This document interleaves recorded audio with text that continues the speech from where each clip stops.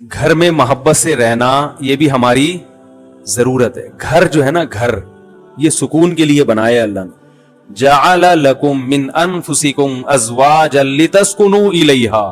گھر بنتا ہے نکاح کے بعد, گھر بنتا ہے نا بھئی. شادی ہوتی ہے تو ایک گھر آباد ہوتا ہے, پھر بچے پیدا ہوتے ہیں تو ایک گھر کا وجود. گھر کوئی بحریہ ٹاؤن کے بنگلوں کو تھوڑی کہتے ہیں. گھر کا مطلب بھائی ورنہ تو ہوٹل بھی ہوتے ہیں, بڑے بڑے ہوٹل ہیں بالکل بنگلوں جیسے ہوتے ہیں, لیکن وہ گھر نہیں کہلاتے, وہ ہوٹل کہلاتے ہیں. تو گھر کا مطلب جہاں ریلیشن ہو, جہاں تعلق ہو, محبت ہو. کوئی آپ کا انتظار کرے, کوئی کسی کا آپ انتظار کرو, کوئی آپ کے ماتحت ہو, آپ کسی کے ماتحت ہو. یہ جو ریلیشن قائم ہوتا ہے اٹ از کالڈ گھر.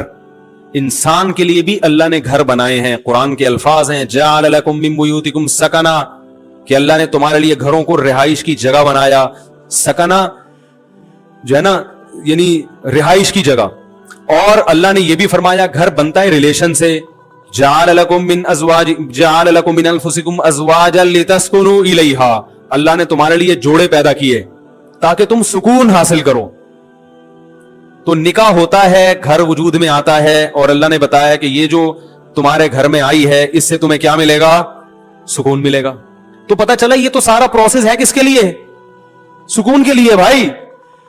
اور ہمارے ہاں زیادہ تر ٹینشنوں کے واقعات گھروں کے ہوتے ہیں.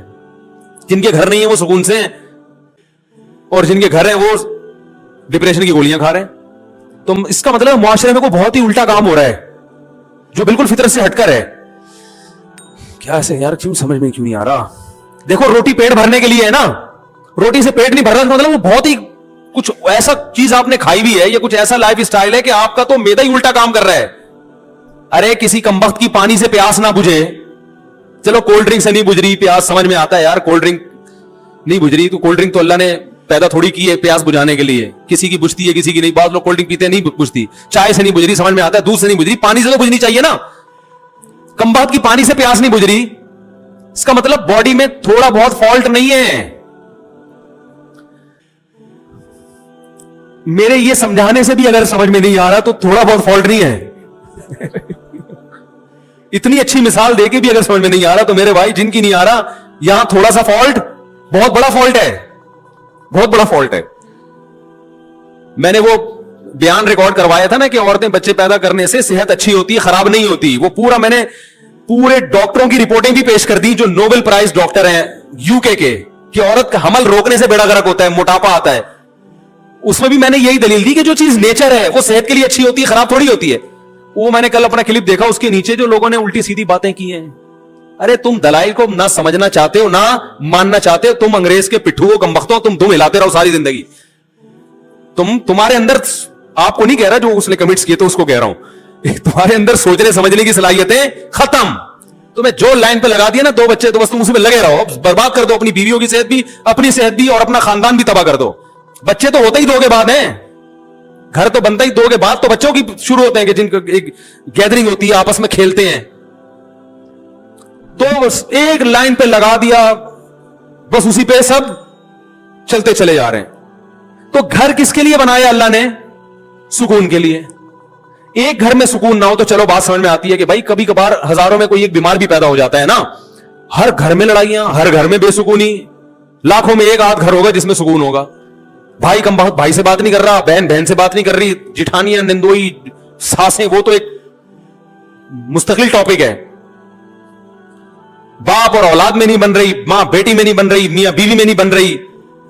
تو اس کا مطلب ہے کہ معاشرے میں کوئی چھوٹا موٹا فالٹ نہیں ہے بھائی. یہ تو جانور پھر ہم سے اچھے ہیں. کیا خیال ہے بھائی جان؟ ہم سے اچھے جو پھر کبوتر نکلا, چڑے نکلے ہے بھائی. ہمیں آفس میں سکون مل رہا ہے, گھر میں نہیں مل رہا. یہ تو بہت بڑا فالٹ آ رہا ہے معاشرے میں, اور یہ ان میں تو بہت ہی زیادہ ہے جن کی ہم تقلید کرتے ہیں. تبھی وہ تو کرتے ہی نہیں نا, 40 سال تک گھر بناتے ہی نہیں ہے کہ سکون سے زندگی گزرنے دو, 40 سال کے بعد دیکھیں گے. ان کو پتا ہے کہ اگر پہلے سے کر لیا تو عذاب میں آ جائیں گے. تو اس کا مطلب اس معاشرے میں ہم سے بھی زیادہ ٹیکنیکل فالٹ ہے, کوئی بہت بڑا فالٹ ہے. تو وہ فالٹ کیا ہے؟ کیا خیال ہے, سمجھنا چاہتے ہیں؟ بہت بڑا فالٹ ہے. اور ماہر نفسیات اکثر اس فالٹ کو ہائی لائٹ نہیں کرتے کیونکہ وہ خود اس فالٹ میں مبتلا ہوتے ہیں. अल्हम्दुलिल्लाह समझा पा रहा हूं अपनी बात। ये बात समझ में नहीं आ रही, ये भी मैं छोड़ रहा हूं आहिस्ता आहिस्ता, समझ में आ रही है बात। वो अक्सर इस फॉल्ट में मुब्तला है। वो क्या है फॉल्ट? कि जब तक हुकूक का दायरा कार मुतय्यन नहीं किया जाएगा, कभी भी इत्तिहाद और मोहब्बत पैदा नहीं हो सकती। इसको एक और स्टाइल में बयान करता हूं, दूसरे स्टाइल में। जब तक जुल्म खत्म नहीं होगा, घर में मोहब्बत पैदा नहीं होगी। और जुल्म को जब तक डिफाइन नहीं किया जाएगा कि जुल्म की डेफिनेशन क्या है, जुल्म खत्म हो नहीं सकता। नहीं आ रही बात? जो मजहब को फॉलो नहीं करते, खुदा की कसम ला इलाहा इल्लल्लाह क़यामत तक उल्टे लटक के पीएचडी कर ले नफ्सियात में, वो जुल्म की डेफिनेशन बयान कर ही नहीं सकते कि जुल्म कहते किसे हैं। क्योंकि जुल्म कहते हैं किसी का हक अदा ना करना। जब आपको पता ही नहीं होगा उसका हक है क्या, तो अदा ना करना और करना की क्या क्या क्या डेफिनेशन होगी, पता कैसे चलेगा कि हक की अदायगी क्या है और अदम अदायगी क्या है?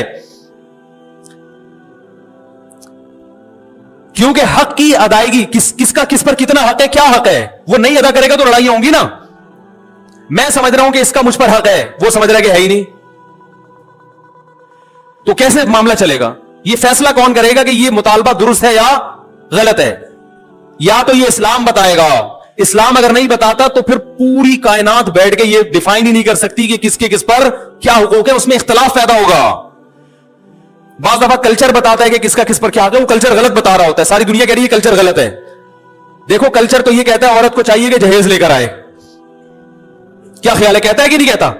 लेकिन सारी दुनिया कहती है ये कल्चर गलत कह रहा है। इंडिया में जहेज ना लाने पर जला दिया गया बहुओं को, ऐसे वाकयात हुए। इसलिए कि वो कह रहे हैं जुल्म किया, हमारे जहेज क्यों नहीं लेकर आई। मुल्की कवानीन बाज़ दफा बताते हैं तो मुल्की कवानीन आजिज हैं ये बताने से कि किस पर किसका क्या हक है। आप पूछ लो कि जो लॉ है ना, उस आप बोलो भाई ये नहीं चाहिए, ये नहीं चलेगा घर में। इख्तलाफ और लड़ाई को खत्म करने के लिए सबसे पहला उसूल यह है कि आपको यह पता होना चाहिए, बाप को यह पता होना चाहिए कि बेटे के ऊपर मेरे कितने हुकूक हैं। मैं इस हद तक बेटे को अपना पाबंद बना सकता हूं, इससे आगे मुझे अल्लाह ने हक नहीं दिया। इससे आगे ये खुदा ने मेरे भी इख्तियारात सल्ब कर लिए। शौहर को पता होना चाहिए बीवी को मैं इस हद तक अपना पाबंद बना सकता हूं, इससे आगे काम मैं उससे बोलो भाई नहीं ले सकता, ये मेरा राइट ही नहीं है।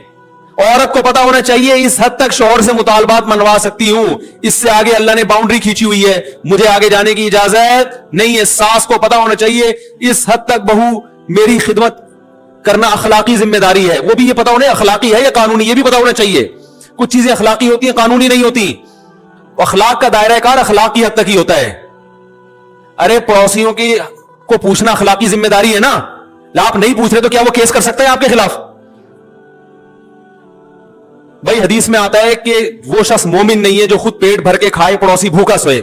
लेकिन आप पेट भर के खा रहे हो, पड़ोसी भूखा सो रहा है, गुनाह मिलेगा क़यामत में। लेकिन इस बेस पे पड़ोसी आपके खिलाफ केस नहीं कर सकता, लड़ नहीं सकता आपसे। वो हदीस में तो आता है तू पेट भर के खा रहा है और जाना मैं भूखा हूं, गिरबान पकड़ लिया, तो यहां जालिम कौन होगा? वो पड़ोसी होगा। भाई अखलाकी जिम्मेदारी है कि आप पेट भर के खा रहे हो, लेकिन आपकी है, उसकी नहीं है, वो नहीं मुतालबा कर सकता। कुछ चीजें अखलाकी हैं, लेकिन हमारे यहां किसका क्या हक है ये यूनिवर्सिटियों में नहीं पढ़ाया जाता। माहिर नफ्सियात को पता ही नहीं होता कि हक क्या है, तो बेचारा गाइड कैसे करेगा? हाय हाय कैसे समझाएं। माहिर नफ्सियात बेचारों को पढ़ा ही नहीं होता। इस्लाम पढ़ेंगे तो पता चलेगा ना। उन्हें तो गोरे को पढ़ा है, गोरे को खुद नहीं पता, वो अपने घरों में सुकून पैदा कर लिया। ये नफ्सियात पढ़कर आ रहे हैं जर्मनी की यूनिवर्सिटियों में और वहां से सीख रहे हैं कि घरों में जोड़ कैसे पैदा हो। जिन्होंने इनको पढ़ाया उस प्रोफेसर से पूछो कि तुम्हारे घर में जोड़ है, वो कहेगा मेरा तो घर ही नहीं है, और इसलिए नहीं है मुझे पता था घर होगा तो फटे होंगे, तो हमने कहा अभी 55 साल में करेंगे शादी। वो तुम्हें बताएगा घरों में जोड़ कैसे पैदा हो। यार क्या तो रेंजर्स का केस है भाई, खतरनाक केस बनाने वाला हूं आपके खिलाफ। सारे मसाइल यहां से खड़े हो रहे हैं, घरों में झगड़े लड़ाई, दफ्तरों में। भाई आपको पता ही नहीं है कि मैं कहां तक जा सकता हूं। देखो फौज में फट्टे कम होते हैं, पुलिस में भी, थाने में फट्टे कम होते हैं। वजह उसकी यह है कि एक रंग रूट को पता है कि ऑफिसर की बात मैंने माननी है, किन बातों को मानना है और कौन सी बात ऐसी है जो मेरे ऊपर लाजिम नहीं है। अगर कोई ऑफिसर मेरे से घर से पोछा लगवाना शुरू कर दे तो ये मेरे ऊपर और ऑफिसर को पता है कि मैंने ये शुरू कर दिया तो मेरे खिलाफ केस भी हो सकता है। तो फड्डों का रेशो फौज में, पुलिस में सबसे कम है, क्योंकि कानून है, उनको लिखा हुआ है कि ये जिम्मेदारी है।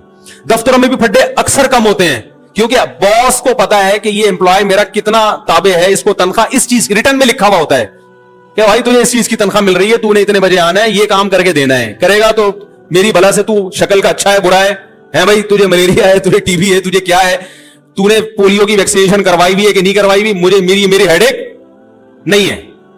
यही होता है ना भाई, ये काम है, ये करके दोगे तो तनख्वाह मिलेगी, नहीं तो पतली गली से निकलो। इसलिए वहां भी फड्डों का रेशो क्या है, वहां फड्डे होते हैं गीबतों की वजह से। वो बॉस, वो देखो वो चमचा बना हुआ है, उसको तनख्वाह बढ़ा दी हम क्योंकि ईमानदारी से काम कर रहे हैं, हमारी तनख्वाह नहीं बढ़ रही है। इतनी और भी बातों की हद तक होता है।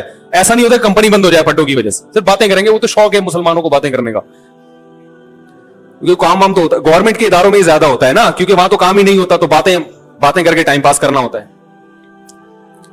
लेकिन घरों के जो फड्डे होते हैं वो खतरनाक, चाकू निकल आते हैं, छुरियां निकल आती हैं, 2-2 साल तक भाई भाई से बात ही नहीं कर रहा, तलाकें हो जाती हैं, बच्चे रुल जाते हैं, डिप्रेशन में चले जाते हैं।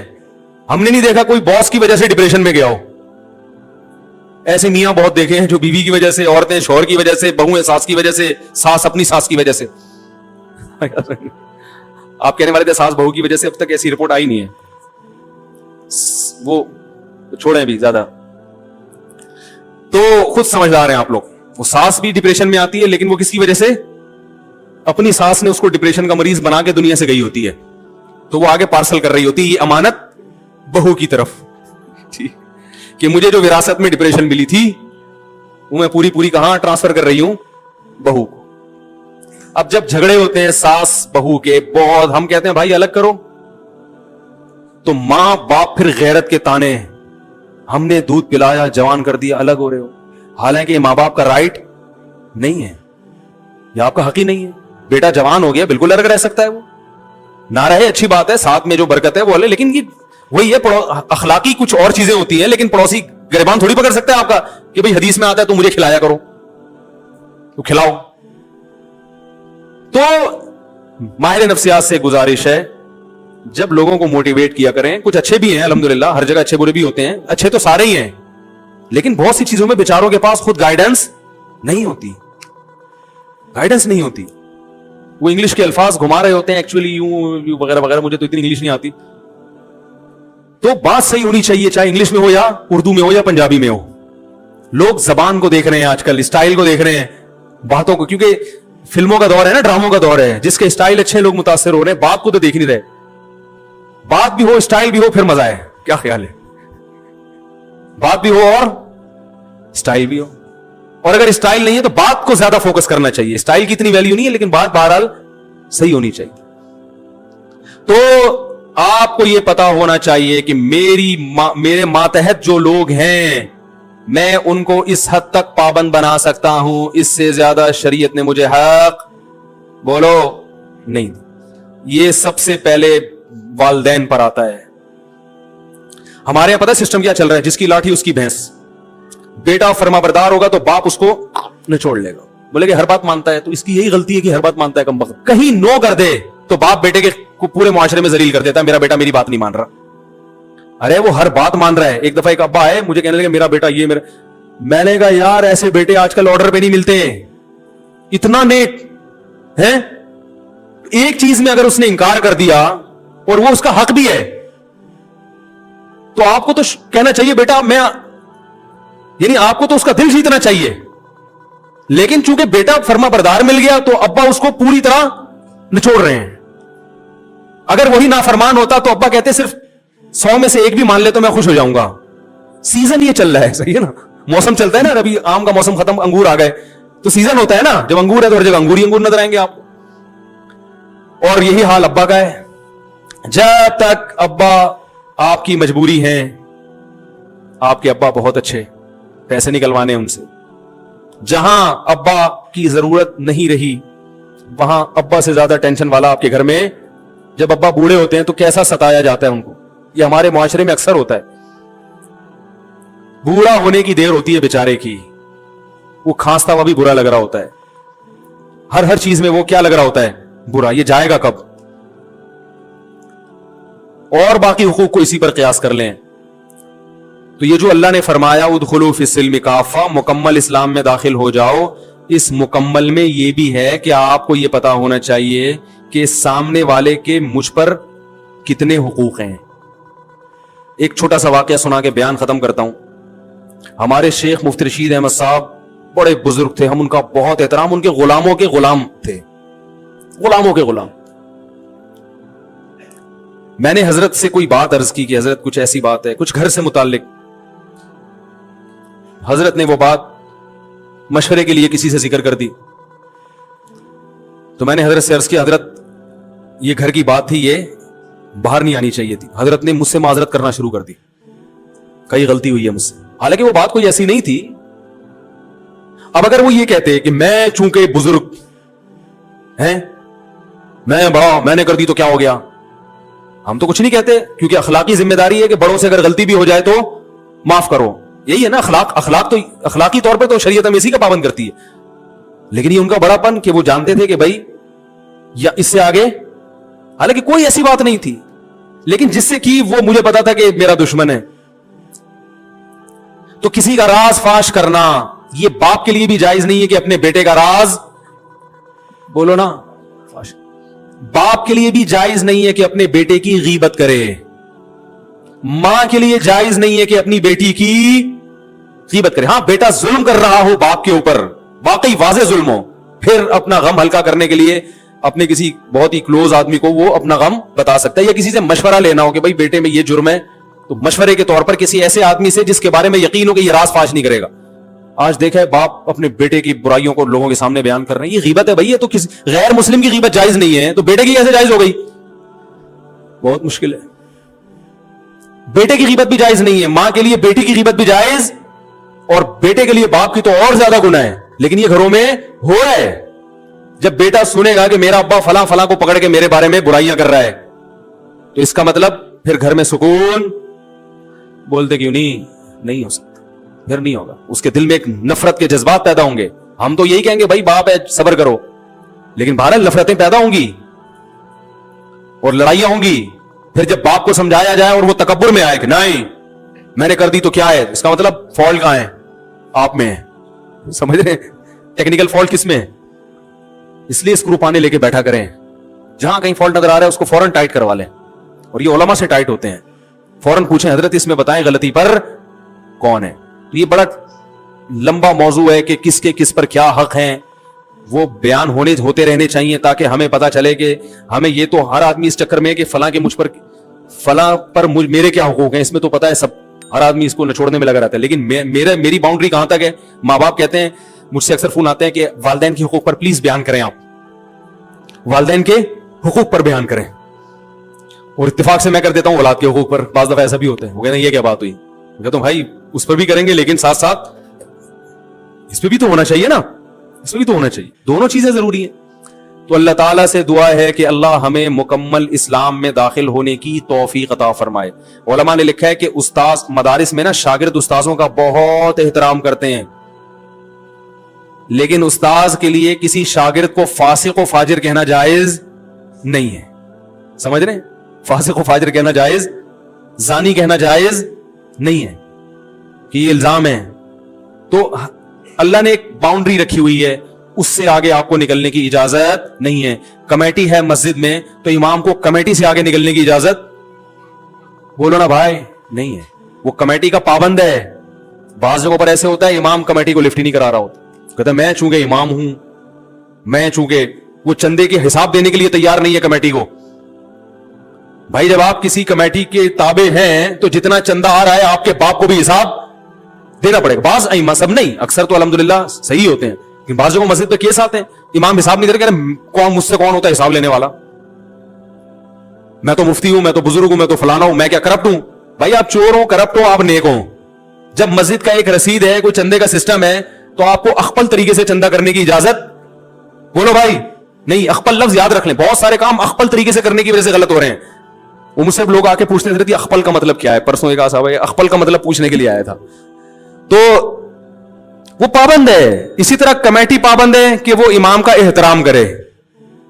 اس کے ساتھ ایسے پیش نہ جیسے ملازمی، اوئے ادھر آؤ، اوئے ٹائم دیکھ رہا ہے کیا ہو رہا ہے، تم نے بولا تھا 40 پہ نماز 45 پہ کھڑی کر رہے ہو تم، ہیں تمیز سے، ٹھیک ہے نا، ریکویسٹ کے ساتھ. مسجدوں میں بھی لڑائیاں، گھروں میں بھی. اللہ تعالی ہماری حفاظت فرمائے اور ہمیں یہ جاننے کی توفیق عطا فرمائے کہ ہمارا کس پر کتنا حق ہے. یہ جو آج میں نے بیان کیا ہے نا، بیان یہاں سے شروع ہوا تھا کہ جو چیزیں بہت ضروری ہیں وہ اللہ نے بہت آسان رکھی ہیں، تو وہ آخر میں کوئی ربط میں گڑبڑ ہوئی ہے تھوڑا سا. تو وہی میں یہ کہنا چاہ رہا تھا کہ گھر اللہ نے بنایا ہے سکون کے لیے، تو ظاہر ہے اس میں سکون کا حصول بہت آسان رکھا ہوگا. تو وہ آسان یہی ہے کہ اس کے لیے کوئی لمبی چوڑی تحقیقات کی ضرورت نہیں ہے. اس کے لیے سب سے زیادہ ضروری ہے کہ آپ کو پتا ہو کہ میرے کیا حقوق ہیں اور سامنے والے کے کیا حقوق ہیں، بس اتنی سی نالج ہونی چاہیے. سمجھ رہے ہیں؟ تو یہی چیز نہیں پتا ہوتی تو پھر لڑتے رہو، جو مرضی کرتے رہو. تو یہ پہلے پتا ہو اور پھر اس پر عمل بھی ہو. ظاہر ہے پتا ہوگا تو آگے عمل ہوگا، پتہ ہی نہیں ہوتا تو وہ عمل، بڑے اچھے لوگ ہیں وہ لڑ رہے ہوتے ہیں. پھر تو پتا ہو اور پھر اس کے مطابق انسان عمل کرے. جب علم ہوتا ہے انسان کو اطمینان ہوتا ہے کہ یار میں اگر اس سے زیادہ کا مطالبہ کروں گا تو یہ ظلم کہلائے گا. تو وہ بہت آسان رکھا ہے اللہ نے، زیادہ اس کو پیچیدہ نہیں بنایا. ہم لوگوں نے اس کو پیچیدہ بنا دیا بہت، اس میں اتنی قیدیں لگا کے اور اتنا کچھ کر کے پتہ ہی نہیں چل رہا کم وقت کے ہندوؤں سے سیکھنا ہے، ہم نے عیسائیوں سے سیکھنا ہے، کلچر سے لینا ہے یا اسلام کو فالو کرنا ہے، تو پتہ ہی نہیں چل رہا. تو اس کی وجہ سے پھر گھر میں سکون ہی نہیں ہے. ایک قانون چلنا چاہیے نا، نہیں تو پھر پورے انگریزی کو فالو کر لو، پورے انگریزی کو فالو کر لو، کہیں تو ٹکو نہ جا کے. بھائی مکمل انگریز کو فالو کرو گے تو چلو گھر ہی شارٹ ہو جائے گا، پھر گھر ہی شارٹ ہو جائے گا. تو وہ بھی ایک لائف اسٹائل ہے، گھر ہی نہیں رہے گا، نہ بجے گا بانس نہ بجے گی بانسری. تو اس کی وجہ سے جو بے سکونی ہوگی وہ والی، وہ ایک الگ ٹائپ کی ہے پھر، کیونکہ گھر ہونا بھی فطرت ہے انسان کی.